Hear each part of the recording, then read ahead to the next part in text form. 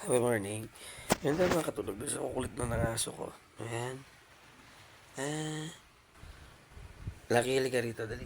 Eh. Halika rito, dali. Ayan si Lucky. Napakakulit.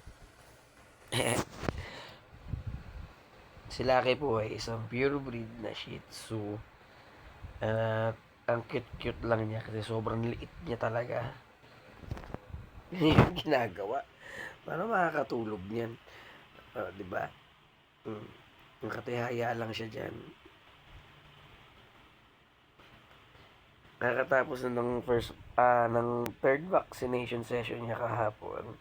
So, hindi ko lang na-upload kahapon kasi nakalimutan ko yung cellphone ko sa bahay. So, ayan. Lucky, halika nga. Halika rito, Lucky. Dali. Dito ka. Dito ka kay Papa. Ah. Ayan. Ayan si Lucky. Say ka muna, dali. Medyo mahihain pa. Dito ka muna. So, happy morning muna tayo.